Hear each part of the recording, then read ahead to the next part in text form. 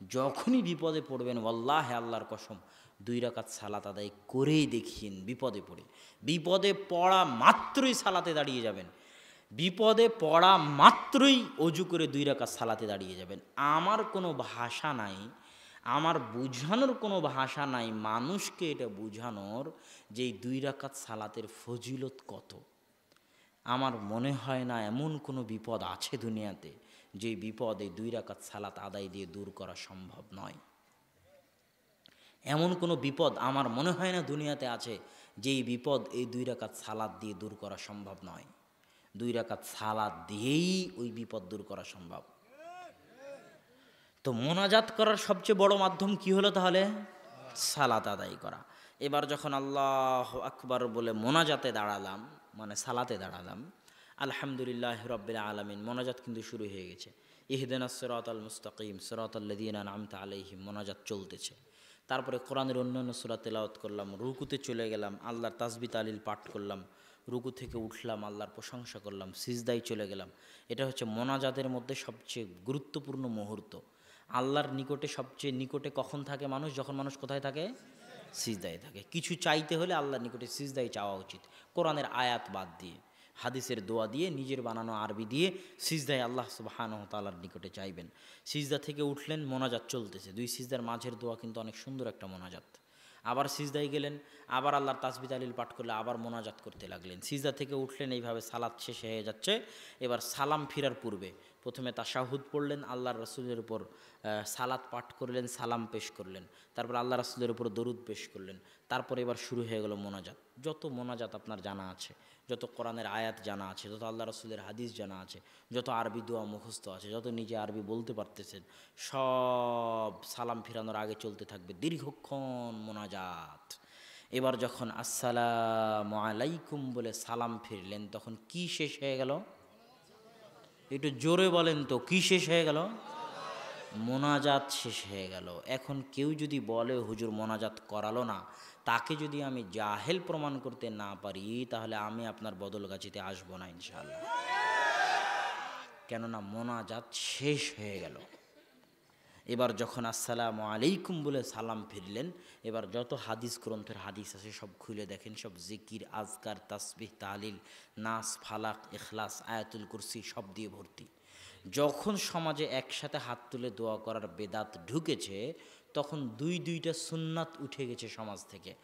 একটা সুন্নাত সমাজের মানুষ ভুলে গেছে যে সালাতই হচ্ছে মোনাজাতের সবচেয়ে বড় মাধ্যম। আর একটা হচ্ছে সালাম ফেরানোর পরে যে জিকির, আজকার, তাসবিহ তাহলিল করতে হয়, এটাও ভুলে গেছে। সলাতুল জানাজা, জানাজা মানে কি? জানাজা মানে লাশ, জানাজা মানে কি? লাশ।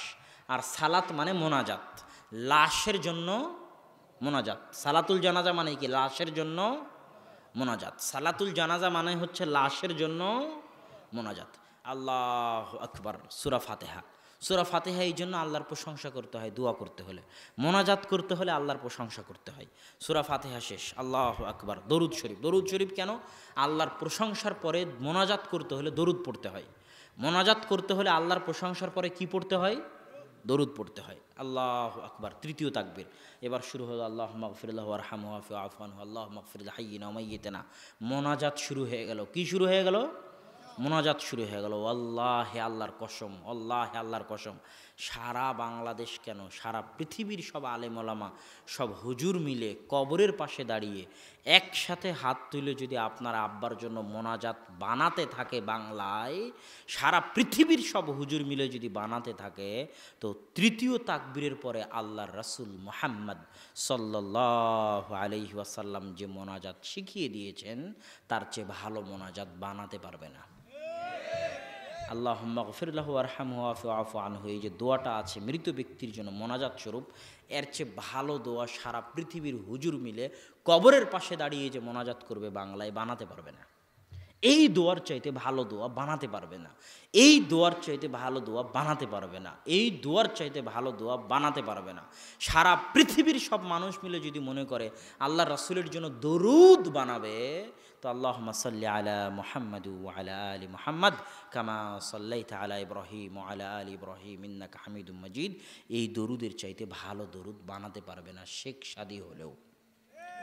বালাগাল উলা বিকামালিহি কাশাফাদ দুজা বিজামালিহি সাল্লু আলাইহি ওয়া আলিহি বলে যে হাসনাত জামিউ খিসালিহি বলে যে তিনি দরুদ বানিয়েছেন, ওরকম হাজারো শেখ সাদি যদি জন্মগ্রহণ করে তো আল্লাহর রাসূলের শিখানো এই দরুদের চাইতে ভালো দরুদ বানাতে পারবে না। তো সালাতুল জানাজা মানে মৃত ব্যক্তির জন্য মোনাজাত। আসসালামু আলাইকুম বলে যখন জানাজার সালাত শেষ হয়ে গেল তখন কি শেষ হয়ে গেল? মোনাজাত শেষ হয়ে গেল। এটাই মানুষকে বোঝানো যায় না। যদি না বুঝে তাহলে তার জ্ঞান নাই, সে জাহেল। আর যদি বলার পরও বুঝতে না পারে তাহলে কিছু করার নাই। কিন্তু বাস্তবতা এটাই যে সালাতের চাইতে মোনাজাতের বড় মাধ্যম পৃথিবীতে আর নাই। আল্লাহ সুবহানাহু ওয়া তাআলা আমাদের সঠিকভাবে বুঝার তৌফিক দান করুক, আল্লাহুম্মা আমিন। সম্মানিত উপস্থিতি, সুন্নাত বেদাত, তাওহীদ এবং শিরকের উপর সংক্ষিপ্ত আলোচনা আমি আপনাদের মাঝে পেশ করতেছিলাম। তার মধ্যে তাওহীদের আলোচনার মধ্যে আল্লাহকে রব হিসেবে মানা এটা স্পষ্ট করেছি, আল্লাহকে ইলাহ হিসেবে মানা এটা স্পষ্ট করেছি, কিন্তু আল্লাহর নাম ও গুণাবলী এটা স্পষ্ট করা হয়নি। এটা একটু 2 মিনিট বলে নিই। আল্লাহর নাম ও গুণাবলী মানে এই যে আপনি আমাকে কোনোদিন, বহু মানুষ আছে যারা আমাকে কোনোদিন দেখেনি, তারা আমাকে চিনবেন কিভাবে? পোস্টারের নাম আছে আব্দুল্লাহ বিন আব্দুর রাজ্জাক, মদিনা ইসলামী বিশ্ববিদ্যালয়। নাম আব্দুল্লাহ, গুণ হচ্ছে মদিনা ইসলামী বিশ্ববিদ্যালয়। মুহাম্মদ সাল্লাল্লাহু আলাইহি ওয়াসাল্লামকে কেউ দেখেছেন? চিনবেন কিভাবে? নাম মোহাম্মদ, এই গুণ হাদিসের বইয়ে, ইতিহাসের বইয়ে পাওয়া যায়। আল্লাহকে কেউ দেখেছেন? আল্লাহকে চিনবেন কিভাবে? আল্লাহর নাম, আল্লাহর গুণ জানতে হবে, তাহলে আল্লাহকে চেনা যাবে। এই জন্য আল্লাহর নাম ও গুণাবলীর অনেক দাম আছে। দাম যেমন, কেউ যদি কুল হুয়াল্লাহু আহাদ 3 বার পড়ে তাহলে সে কোরআন একবার শেষ করলো। কয়বার? একবার। কুল হুয়াল্লাহু আহাদ 2 লাইনের সূরা যদি 3 বার পড়ে, কেন? কুল হুয়াল্লাহু আহাদের মধ্যে সালাত, সিয়াম, হজ, জাকাত, নামাজ, রোজা, জান্নাত, জাহান্নাম, কিয়ামত, কবর কোনো আলোচনাই নাই। শুরু থেকে শেষ পর্যন্ত আল্লাহর নাম আছে আর আল্লাহর গুণ আছে। আল্লাহু আকবার। আল্লাহ রাসূল বলছে, কেউ যদি আয়াতুল কুরসি 5 ওয়াক্ত সালাতের পরে জান্নাতে চলেই গেছে, যায়নি কেন? মরেনি তাই। আয়াতুল কুরসি খুলে দেখেন, আয়াতুল কুরসির মধ্যে সালাত, সিয়াম, হজ, জাকাত, নামাজ, রোজা, জান্নাত, জাহান্নাম, কবর, কিয়ামত কোনো কিছুর আলোচনা নাই। শুরু থেকে শেষ পর্যন্ত আল্লাহর নাম আছে আর আল্লাহর গুণাবলী আছে। আল্লাহু আকবার। এটা হচ্ছে আল্লাহর নাম ও গুণাবলীর বরকত। মানুষ তো আল্লাহকে চিনে না, মানুষ তো আল্লাহকে জানে না, এই জন্যই তো মানুষ গুনাহ করে। মানুষ কি জানে আল্লাহর দয়া আর মানুষের দয়ার মধ্যে পার্থক্য কী? মানুষ কি জানে আল্লাহর শোনার মানুষের শোনার মধ্যে পার্থক্য কী? মানুষ কি জানে আল্লাহর দেখার মানুষের দেখার মধ্যে পার্থক্য কী? মানুষ আল্লাহর গুণাবলী সম্পর্কে জ্ঞান রাখে না। এই জন্য মানুষ আল্লাহ সুবহানাহু ওয়া তাআলার নিষেধে লিপ্ত হয় আর আল্লাহর আদেশ লঙ্ঘন করে, কেননা মানুষ আল্লাহকে চেনে না। আল্লাহর নাম ও গুণাবলীর গুরুত্ব এত বেশি যে আল্লাহ রাসূল বলছে, ইন্না লিল্লাহি 99 আসমা মান আহসাহা দাখালাল জান্নাহ। আল্লাহর 99টা নাম রয়েছে, যে আয়ত্ত করে নিল সে জান্নাতে চলে গেল। আল্লাহু আকবার। আয়ত্ত করা মানে কি? আল্লাহর নাম আয়ত্ত করা মানে কি খালি মুখস্থ করলে আয়ত্ত হয়ে গেল? জি না। আল্লাহর নাম মুখস্থ করার পর অর্থ বুঝতে হবে, সেগুলোকে হৃদয়ঙ্গম করতে হবে, আল্লাহর রঙে রঙিন হয়ে যেতে হবে। সিবগাতুল্লাহ, আল্লাহর রঙে রঙিন হয়ে যাও। আল্লাহর রঙে কেমনি রঙিন হবেন? এটার ব্যাখ্যা মানুষ বুঝে না, যে কোরআনে আল্লাহ বলতেছে আল্লাহর রঙে রঙিন হও, এর মানে কি? আল্লাহর রঙে কেমনি রঙিন হবেন? আল্লাহর একটা গুণ হচ্ছে রহমান। রহমান মানে কি? রহমান মানে কি? দয়ালু। তো আল্লাহ বলতেছেন, আল্লাহ রাসূল বলতেছেন, ইরহামু মান ফিল আরদি ইয়ারহামুকুম মান ফিস সামা। দুনিয়াবাসীর উপর তোমরা দয়া করো, আসমানে যিনি আছেন তিনি তোমাদের উপর দয়া করবেন। তাহলে আপনি যদি আল্লাহর রঙে রঙিন হতে চান তাহলে আপনাকে দয়ালু হতে হবে, কেননা আপনার প্রতিপালক দয়ালু। আপনি যদি আল্লাহর রঙে রঙিন হতে চান আপনাকে কি হতে হবে? দয়ালু হতে হবে, কেননা আপনার প্রতিপালক দয়ালু। গফুর মানে কি? ক্ষমাশীল। রাত দিন চেয়ারম্যান সাহেব, মেম্বার সাহেব, আপনি বাড়ির মালিক, আপনি হেডমাস্টার, আপনি একটু পদ পেয়ে গেছেন, উঁচু কোনো পদ পেয়ে গেছেন, দায়িত্বশীল হয়ে গেছেন, আপনার একটু টাকা বেশি হয়ে গেছে, সমাজের মানুষ আপনাকে খুব সম্মান করে, তাই আপনি কথায় কথায় মানুষকে তুচ্ছ করেন, মানুষের ভুল ত্রুটিকে ক্ষমা করা জানেন না। আপনি মানুষের ভুল ত্রুটি ক্ষমা করতে পারেন না, আবার আল্লাহকে বলেন আল্লাহ ক্ষমা করো? এটা কি সম্ভব? আপনাকে আগে আল্লাহর রঙে রঙিন হতে হবে, আল্লাহ ক্ষমাশীল, আপনাকেও ক্ষমা করতে হবে। এটাই হচ্ছে আল্লাহর রঙে রঙিন হওয়া। এগুলোর আলোচনা তো বাংলাদেশে হয় না। আসমা ও সিফাত, আল্লাহর নাম এবং গুণাবলীর উপর কীভাবে আমল করতে হবে তার আলোচনা বাংলাদেশে হয় না।